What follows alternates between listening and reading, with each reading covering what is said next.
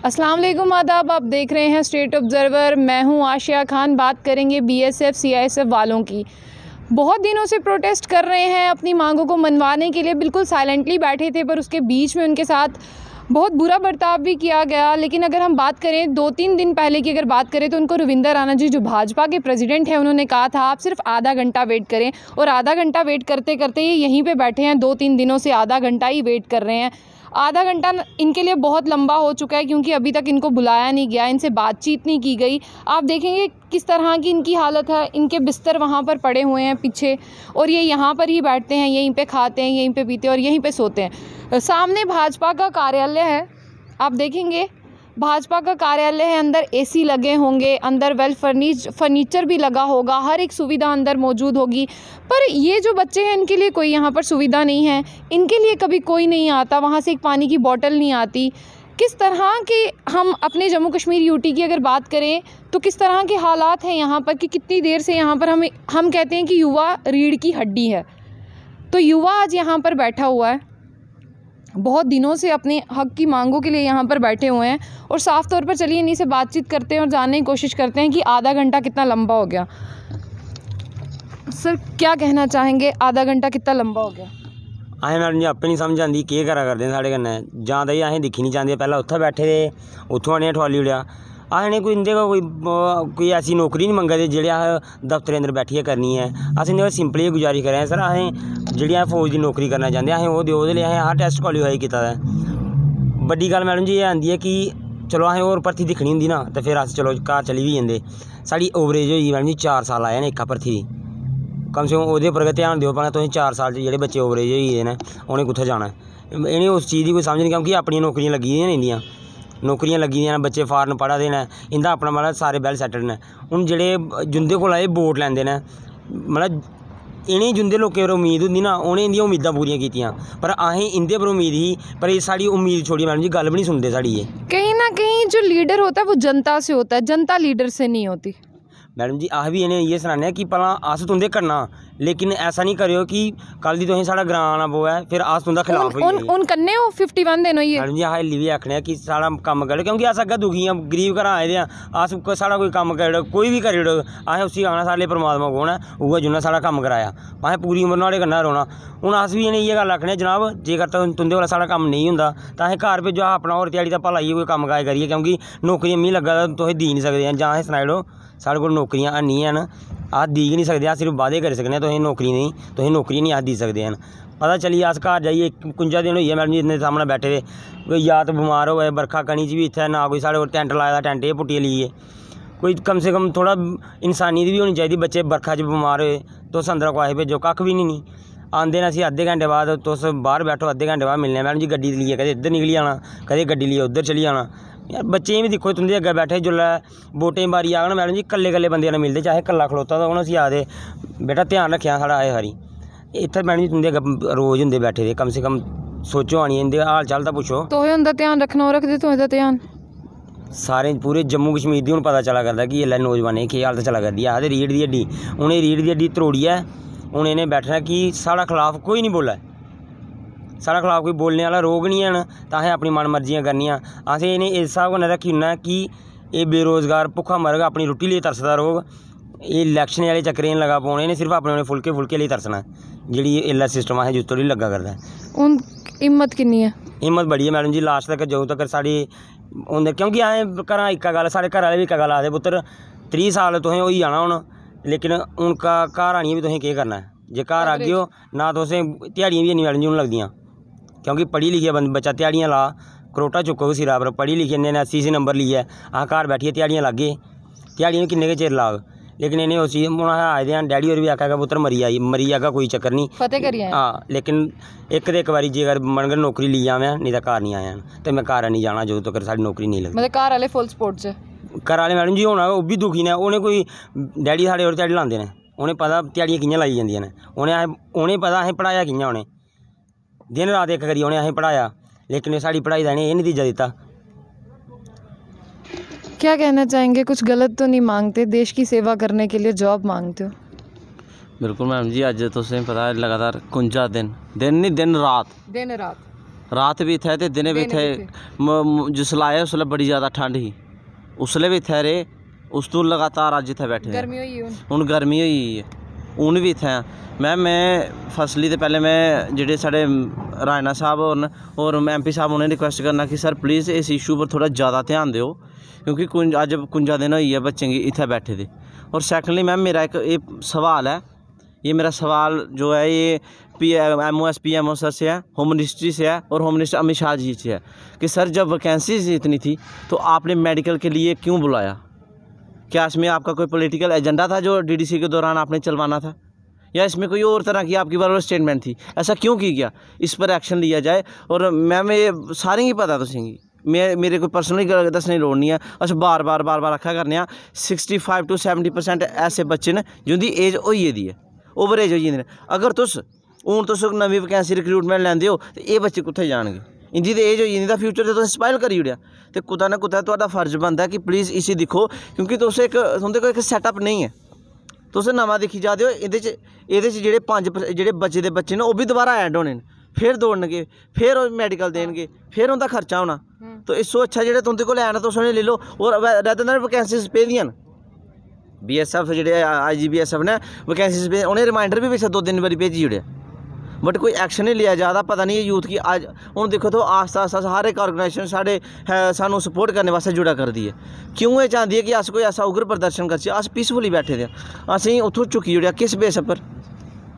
असें कोई हंगामा किया, वायलेंस क्रिएट किया नहीं ना, अस इंदी सपोर्ट च गल करा दे। और असें तो पहले दिन तो आखा दे असें प्रोटेस्ट कोई नहीं किया, साड़ी सिंपल डिमांड न और जैनुइन डिमांड न। दविंदर राणा जी होर आए और जिन्नी भी पोलिटिकल हस्तियां हाइयां ये आखदे ने कि कोई उन्हें सपोर्ट करा दा। मैम जी सानू मैडम कु'न्नै सपोर्ट करना? अस तो अपना हक लैन आए दे, सानू हक देओ ते अस घरे जचे। ये मेरा सवाल जो है ये स्पेशली जो MOS PMO साहब होम मिनिस्ट्री से ये स्पेशल ये मेरा क्वेश्चन है होम मिनिस्टर अमित शाह जी से कि सर प्लीज़ क्या ये जो अभी रिक्रूटमेंट हुई है इसमें कोई पॉलिटिकल एजेंडा था कि जब वैकेंसी इतनी थी उसके बिना पर आपने 1356 पोस्ट पर 1500 से 1600 बच्चे बुलवाने थे, लेकिन आपने 3300 क्यों बुलाए? इसके पीछे क्या रीज़न है? क्या इसके पीछे कोई पॉलिटिकल एजेंडा था आपका, या DDC इलेक्शन देने के लिए एक जुमला था? मान लिया कि आपने कहा हमने वादा नहीं किया, लेकिन इसके पीछे क्या कारण था? हमें ये कारण पता चाहिए। आप इसके ऊपर आप हमें बताएंगे, इसके ऊपर थोड़ी जानकारी दें। और MP साहब से मेरी रिक्वेस्ट है कि सर इस पर थोड़ा संज्ञान लें, थोड़ा सा इसको संज्ञान लें और हमारी जो मांगे हैं वो पूरी करें please sir. Thank you. Sir आप बताएं किस तरह से आप यहाँ पर रहते हैं, खाना पीना कौन हेल्प करता है, कहाँ से आप ये सब कुछ अरेंज करते हैं अपने और अपने मतलब दोस्तों के लिए सब? मैम अभी तो सिविल सोसाइटी वगैरह कुछ डेज से 1 वीक हो गया थोड़ी हेल्प कर रहे हैं खाने शाने की जो भी हमें रिक्वायरमेंट होती है। बट जो हमारे पहले दिन थे, जो हमारे कुछ डेज़ पहले के दिन थे जब स्टार्ट किया था हमने, तो कुछ भी नहीं था, ना शेल्टर था, ना कोई कंबल था, ना चादर थी, कुछ भी नहीं था, ना खाने का कोई सिस्टम। कई बच्चे स्टार्वेशन की वजह से बीमार हो गए, भूख से बीमार हो गए, कई बारिश में बीमार हो गए, क्योंकि विदाउट शेल्टर आप जब बारिश धूप कंटिन्यूसली बैठते हो, वेदर का जो एक चेंज आता है उससे कहीं ना कहीं तबीयत ख़राब होगी, न्यूट्रिशनल इफेक्ट्स काफ़ी सारे हो गए बच्चों में, तो इससे काफ़ी ज़्यादा प्रॉब्लम है। लेकिन एक दृढ़ निश्चय जो होता है, एक संकल्प जो होता है ना कि हमें कुछ करना है, क्योंकि हम जिस नौकरी के पीछे ये कर रहे हैं वो कोई इजी जॉब नहीं है, आपको बॉर्डर पे जाना पड़ता है, बॉर्डर की जॉब। जी मैम, तो कहीं ना कहीं आपको इंटरनली स्ट्रॉन्ग बनना पड़ता है। एक्सटर्नली तो आप बन जाओगे अपनी ट्रेनिंग से, लेकिन जो आप इंटरनली स्ट्रॉन्ग बनते हो ना हर कंडीशन को मतलब कि सहने के लिए, तो वो कहीं ना कहीं बेहतर होता है। कहीं ना इन्हें मजबूत बनाया है, तो कहीं ना इनको देखना चाहिए कि अगर ये जो हमारे देश के जवान बन चुके हैं, इनको सिर्फ ट्रेनिंग बाकी थी, तो कहीं ना कहीं ये तो ट्रेनिंग ही कर रहे हैं, कहीं ना कहीं इनके अंदर वो इतनी भावना है, उतना एक पावर है कि अपने देश की सेवा कर सकते हैं। अब आप अंदाज़ा लगाइए, कोई भी अगर नेता होता है, कोई भी अगर लीडर है, पॉलिटिशियन होता है, वो अपने मुद्दे रखता है कि वो अपने देश की तरक्की करना चाहता है। मेन मकसद क्या होता है जब भी कोई वोट मांगता है कि हम आपकी तरक्की करेंगे, अनएम्प्लॉयमेंट को दूर करेंगे, मतलब हर एक को रोज़गार देंगे।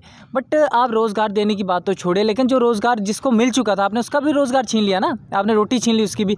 अब हम भर्ती हो गए, आपने एकदम से हमारा रोज़गार छीन लिया, हमें यहाँ पे सड़कों पे लाने के लिए मजबूर कर दिया, लेकिन हम फिर भी पीसफुली बैठ रहे। क्यों?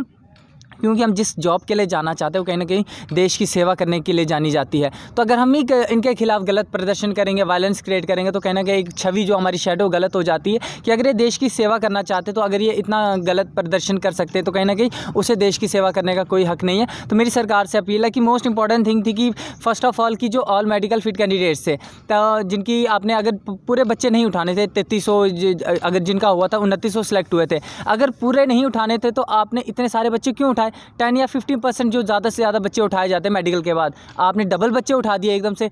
तो ये कहीं ना कहीं गलत है। इसका हमें जवाब चाहिए सरकार से कि आप हमें जवाब दीजिए। अशोक कोल जी हो गया, हमारे होम मिनिस्ट्री जो भी वहाँ पे लीडर्स हैं, रैना साहब हो गए, डॉक्टर जितेंद्र सर हो गए, हम उनसे सवाल पूछते हैं कि आप हमें सिर्फ इसका रीज़न बताइए कि इतने बच्चे किस बिहाफ पे सिलेक्ट हुए। और सेकंड थिंग कि एवरेज बच्चे हो गए, हर एक भर्ती का टाइम पीरियड ज़्यादा से ज़्यादा 1 साल 1.5 साल का होता है, ज़्यादा से ज़्यादा लगा दीजिए। आपने इस भर्ती पे 4 साल लगा दिए, 1 साल कोरोना खा गया। तो कहीं ना कहीं एक आप सोचिए, बच्चों का भविष्य, अनएम्प्लॉयमेंट का आप राइज अप कर रहे हैं ना, आप एम्प्लॉयमेंट तो दे नहीं रहे, जिसको मिल रही है उससे भी छीन रहे, तो कहीं ना कहीं गलत बात है। तो सरकार से अपील है कि सबको मेडिकल जितने भी फिट कैंडिडेट्स हैं उनको ज्वाइनिंग दे ताकि हम भी अपने घर से जा सकें। और मैम एक लास्ट क्वेश्चन है, लास्ट अपील है, जो भाजपा के जितने भी लीडर्स हैं उनसे मेरी ये पर्सनल रिक्वेस्ट है कि सर प्लीज़, मेरे और जितने भी हम एस्पिरेंट्स हैं सबसे ये रिक्वेस्ट है, प्लीज़ सर पहले केस को स्टडी करें फिर इस पर बयान दें। हर आदमी यही कह रहा है, मतलब क्वेश्चन मार्क उठा रहे हैं कि उन्होंने स्टडी नहीं किया। बिल्कुल बिल्कुल मैम, क्योंकि जब भी कोई जाते हैं ना रिपोर्टर, 2 बातें वो कहते हैं, ऐसा नहीं हो सकता, ये जेन्युइन नहीं है। जब तीसरा क्वेश्चन पुट होता है वो कहते हैं मैंने इसके बारे में ज़्यादा स्टडी नहीं किया। तो सर जब आपने स्टडी किया, इसको स्टडी नहीं किया, तो आप स्टेटमेंट्स क्यों दे रहे हैं? इसलिए मैं रिक्वेस्ट कर रहा हूँ कि सर प्लीज़ आप इस पर थोड़ा ध्यान दें। हो सकता है हार का मज़ा, जीत का मज़ा तभी आता है जब सभी हारने का इंतज़ार कर रहे हैं।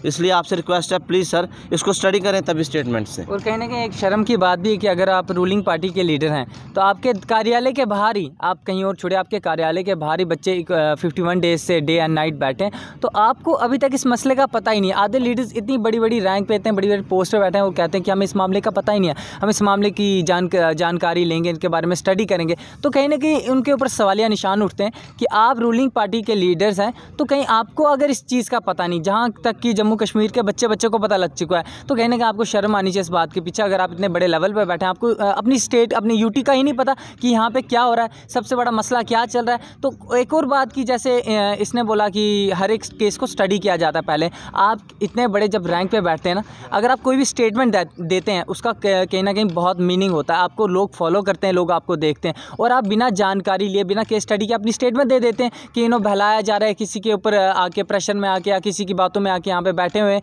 हम पागल थोड़ी हैं जो भूखे पेट नहीं है ना अंडर प्रेशर यहाँ है। हाँ जी मैम, आप किसी के अंडर प्रेशर है या नहीं है? नहीं मैम, अंडर प्रेशर तो हम किसी के नहीं, हम अपना हक लेने आए हैं। क्योंकि ये जो हमारा, अगर हमने पहले ही भर्तियां दी हैं, लेकिन उसमें क्या हो जाता था, कोई रीजंस हो जाते थे, सिलेक्ट नहीं होते, तो हमने कभी प्रोटेस्ट नहीं किया। लेकिन ये डिमांड जो जेन्युइन है, 110% मैं बोलता हूँ जेन्युइन है, क्योंकि हमें भर्ती हो गए थे लेकिन हमें फिर भर्ती नहीं करवाया जा रहा है। हम पागल थोड़ी हैं जो इतने डेज से यहाँ पे बैठे हुए हैं, डेज नाइट, और ना खाना मिलता था, ना भूखे पेट बैठते थे। आप बताइए किस बच्चे को, किसको शौक होगा कि वो डे एंड नाइट धूप में, सर्दी में, बारिश में यहाँ पे बैठे? तो कहीं ना कहीं ये बहुत गलत सोच है। अगर ये बोलते हैं कि यहाँ पे मौज करने आते हैं, एंजॉय करने आते हैं, तो इनको शर्म आनी चाहिए ऐसा बोलने के लिए। तो आपकी अगर पावर है तो हम यूथ से है, अगर यूथ को बुरा बना दोगे, यूथ के साथ गलत करोगे, तो यूथ भी आपके साथ गलत करेगा। तो टिट फॉर टैट। बोले मैडम जी आखदे भला ये दुनिया पार्टियां ने सपोर्ट करा करते हैं, ये उनके आखने पर चला करते। जेकर ये चाहते ने, आह तो नहीं कुछ को गए हैं, जेकर दुनिया पार्टी वाले आई सकते हैं, क्या इतों दफ्तर उठिए साढ़े को आई नहीं सकते? कोई सपोर्ट ही असें की लैन दे आते हैं, ये साढ़े को आई सकते हैं, साड़ी गल सुनी सकते हैं, अगर मुद्दा रखी सकते हैं। लेकिन दुनिया पार्टी वाले तो आना गाना, क्योंकि उन्हें मौका मिला करता ना, तो इंदे कोला नहीं आना होंदा साढ़े कोल, इन्हें भी साढ़े कोल आना चाहिए ना। तुस अपनी गल रखो, कहानी है अपने दफ्तर बैठिए तो साड़ी गल सनाई कि ये बच्चे सिर्फ मैं प्रोटेस्ट करते, प्रोटेस्ट करिए नौकरियां थोड़ी लभदियां ने, पर जिन गल्लां तुस आखने हो तो उन्हें पूरा उतरा करो। DDC इलैक्शन मौका तो आखदे कि इन्नियां नौकरियां दियां, डोमिसाइल आई है हुण 50,000 नौकरियां आनियां, मतलब इंदियां गल्लां उंदे पर गै पूरा नहीं उतरदे हैं। मैम असें थोड़ी आखियां नहीं, हूँ जिसलै भी कोई सोशल मीडिया खोलता है, फेसबुक होऐ, इंस्टाग्राम होऐ, सब तो पहले BSF ते CSF का मसला आंदा है। पर मिगी लगदा कुता ना कुता सानू इग्नोर करा देना सर, कि सानू पता नहीं है। मैम सारें गी पता है मसला बड़ा ज़्यादा हाईलाइट है और जेन्युइन डिमांड्स। मैं लेफ्टिनेंट गवर्नर सर, मैं उनको भी अपील करूँगा कि सर प्लीज़ इस इशू का संज्ञान लें और जल्द से जल्द इस पर कुछ कार्रवाई करें। Think that if they are concerned about us, so why they are giving so many chances to the other political parties to came to us and concentrate on our matter? If they are really concerned about us, so please kindly came to us and solve our matter. That's it. So finally we go to home and go to our training centers and kindly serve our country. चलिए, साफ़ तौर पर ये हमारे साथ BSF CISF वाले aspirants हैं जो चाहते हैं कि जो इनका केस है उसको अच्छी तरह से स्टडी किया जाए। जो इन पे ये इल्ज़ामात लगाए जाते हैं कि यहाँ पे entertainment for the sake of entertainment आए हैं, ऐसा कुछ नहीं है, अपना हक लेने आए हैं। तो अब अपनी कंट्री को सर्व करना चाहते हैं, इसलिए यहाँ पर बैठे हुए हैं, जोश और जज्बे से भरपूर हैं। ये चाहते हैं कि हम अपनी कंट्री के लिए सर्व करें, उसी के लिए यहाँ पर बैठे हैं। और जो ट्रेनिंग की बात की जाए, ट्रेनिंग तो इनकी 51 डेज से पहले ही शुरू हो चुकी है अपने आप को मजबूत बनाने की, और दृढ़ संकल्प यही है इनका कि यहाँ से जॉब लेके ही जाएंगे। चलिए, आगे भी हम आपको अवगत करवाते रहेंगे कि क्या कुछ इनकी अपडेट है। तो ऐसी और भी अपडेट्स के लिए जुड़े रहिए स्टेट ऑब्जर्वर के साथ।